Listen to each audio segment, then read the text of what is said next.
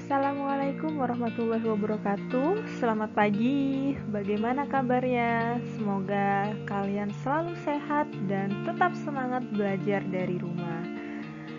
Anak-anak, Ibu ingin mengucapkan terima kasih banyak kepada kalian yang sudah mengumpulkan tugas tepat waktu, yaitu tugas pada hari Senin tanggal 27 Juli 2020. Tugas-tugas yang telah kalian kerjakan dan kalian kirim ke Google Formulir sudah Ibu koreksi.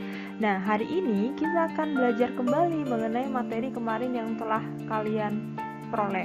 Hal ini dimaksudkan agar kalian lebih mudah memahami materi teks deskripsi. Oleh karena itu, simak penjelasan Ibu mengenai teks deskripsi berikut.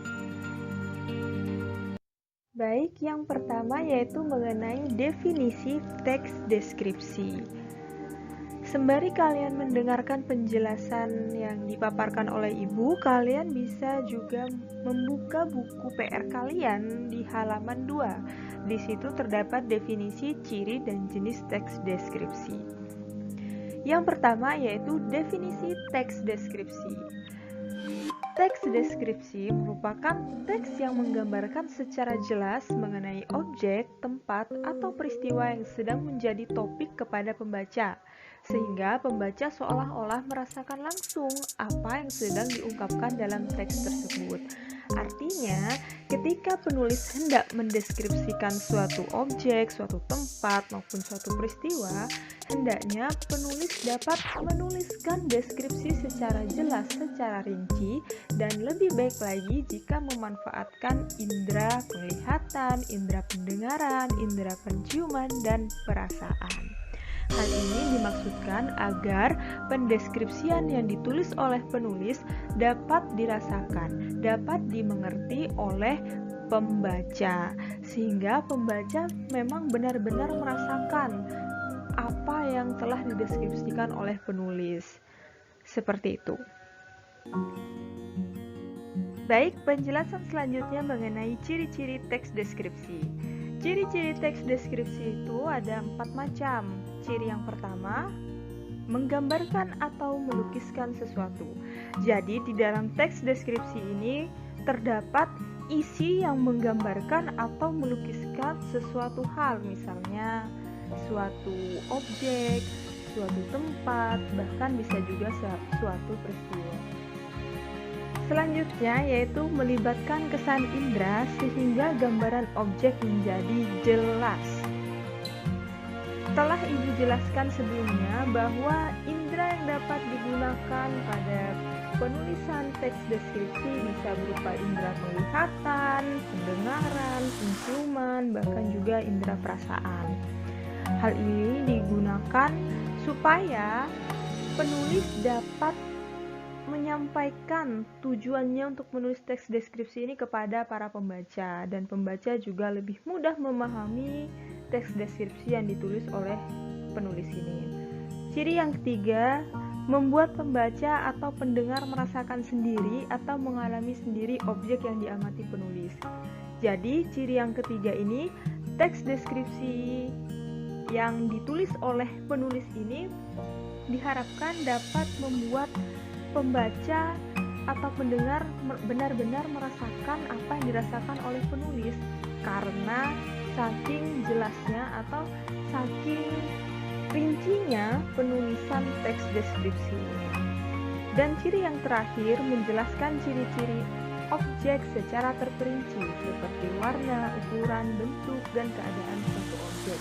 Misalnya, kalian ingin mendeskripsikan buah kiwi, maka kalian dapat mendeskripsikan buah kiwi ini mulai dari warna kulitnya seperti apa, ukuran buah kiwi ini bagaimana, dan bentuknya seperti apa, dan lain-lain. Intinya, hal-hal yang berkaitan dengan buah kiwi dideskripsikan secara rinci agar pembaca dapat benar-benar mengetahui seperti apa bentuk buah kiwi walaupun pembaca belum pernah melihat buah kiwi, misalnya seperti itu.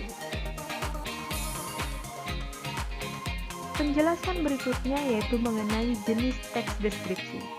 Jenis teks deskripsi dibedakan menjadi dua macam, yaitu jenis teks deskripsi berdasarkan cara mendeskripsikan objek dan jenis teks deskripsi berdasarkan objeknya. Jenis yang pertama yaitu jenis teks deskripsi berdasarkan cara mendeskripsikan objek dibedakan lagi menjadi dua bagian, yaitu teks deskripsi eksplanatori dan teks deskripsi sugesti. Teks deskripsi eksplanatori merupakan teks yang bertujuan untuk memberikan informasi suatu objek dan menciptakan agar pembaca dapat mengenalnya bila bertemu atau berhadapan dengan suatu objek. Artinya, di dalam teks deskripsi eksplanatori menekankan sebuah fakta yang juga dideskripsikan di dalam penulisan teks deskripsi. Contoh teks deskripsi eksplanatori, misalnya ketika penulis ingin mendeskripsikan tentang buah kiwi. Buah kiwi. Buah ini identik dengan nama Latin Actinidia deliciosa. Buah kiwi berasal dari daratan Cina Utara pada abad ke-20. Bentuknya menyerupai telur ayam dengan kulit kusam berwarna coklat keabu-abuan dan bulu-bulu halus mengerubungi permukaan luarnya. Daging buah kiwi berwarna hijau atau emas cerah dengan biji-biji hitam lunak yang dapat dikonsumsi secara bersamaan. Contohnya seperti itu. Kemudian, teks deskripsi selanjutnya yaitu teks deskripsi sugesti. Teks deskripsi sugesti merupakan teks yang berusaha untuk menciptakan suatu penghayatan terhadap suatu objek melalui imajinasi para pembaca. Jadi, dapat dibedakan antara teks deskripsi eksplanatori dan teks deskripsi sugesti. Jika teks deskripsi eksplanatori lebih menekankan pada kegiatan mendeskripsikan dan juga menyajikan fakta-fakta di dalam pendeskripsiannya tersebut, maka jika teks deskripsi sugesti juga memfokuskan pada kegiatan mendeskripsikan dan juga menambahkan kesan atau pendapat dari para penulisnya. Jadi, jika ingin menulis teks deskripsi sugesti, maka penulis ini selain mendeskripsikan suatu benda, itu juga harus melampirkan pendapat atau kesan terhadap suatu benda yang dideskripsikan tersebut. Contoh, deskripsi tentang buah kiwi. Buah kiwi merupakan buah yang identik dengan nama Latin Actinidia deliciosa. Buah kiwi berasal dari daratan Cina Utara dan pada abad ke-20 mulai dibudidayakan di Selandia Baru. Buah kiwi bentuknya menyerupai telur ayam dengan kulit kusam berwarna coklat keabu-abuan dan bulu-bulu halus mengerubungi permukaan luarnya.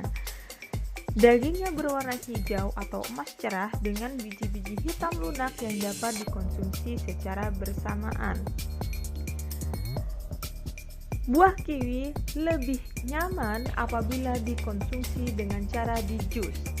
Jika dibuat salad, rasanya tidak terlalu enak, bahkan lebih terasa segar jika dibuat jus. Nah, tadi ketika penulis mencantumkan rasanya lebih enak jika dibuat jus, maka di dalam penulisan teks deskripsi sugesti ini, penulis sudah menuangkan pendapatnya, sudah menuangkan kesannya ketika memakan buah kiwi ini harus dikonsumsi dengan cara di-jus supaya rasa buahnya lebih terasa. Nah, tentunya ini pendapat dari penulis yang memang dapat dikategorikan dalam teks deskripsi sugesti. Seperti itu. Jadi kalau teks deskripsi eksplanatori ini terdapat fakta-fakta yang mengiringinya, maka di dalam teks deskripsi sugesti ini selain mendeskripsikan secara rinci mengenai sesuatu, juga ditambah dengan pendapat atau kesan dari si penulis. Berikutnya yaitu jenis teks deskripsi berdasarkan objeknya. Jenis teks deskripsi berdasarkan objeknya dibedakan menjadi 4 macam. Yang pertama, teks deskripsi tempat atau spasial. Yang kedua, teks deskripsi benda atau objek. Dan yang ketiga, teks deskripsi waktu. Sedangkan yang terakhir, teks deskripsi orang. Teks deskripsi tempat atau spasial merupakan teks yang melukiskan ruang atau tempat berlangsungnya peristiwa. Contoh, teks deskripsi tentang tempat pariwisata. Yang kedua, teks deskripsi benda atau objek merupakan teks yang melukiskan benda yang dilihat oleh penulis. Contohnya adalah teks deskripsi tentang buah apel, bisa juga teks deskripsi tentang pintu, tentang lemari, tentang meja, dan lain-lain. Dan jenis yang ketiga yaitu teks deskripsi waktu, merupakan teks yang menggambarkan urutan waktu.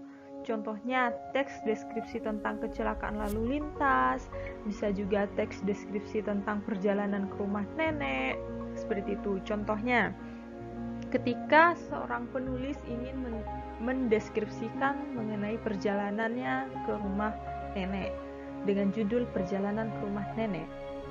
Pada pagi hari pukul 7 pagi, saya dan keluarga sedang bersiap-siap untuk berkunjung ke rumah nenek. Pukul 7.30, kami semua telah bersiap-siap dan telah berangkat menuju ke rumah nenek. Pada pukul 10 pagi, kami telah sampai dan nenek menyambut kedatangan kami dengan penuh sukacita. Nah, seperti itu. Jadi ada pendeskripsian waktu terjadinya sesuatu. Dan yang terakhir yaitu teks deskripsi orang, merupakan teks yang menceritakan orang tersebut secara terperinci. Contoh, teks deskripsi tentang adik, bisa juga teks deskripsi tentang sahabat, tentang ayah, tentang ibu, dan lain-lain yang memacu pada orang. Nah, cukup sekian materi yang dapat Ibu sampaikan pada pagi hari ini. Semoga bermanfaat. Apabila terdapat materi yang kurang kalian pahami, kalian bisa tanyakan pada Ibu di kolom komentar pada Google Classroom yang telah disediakan.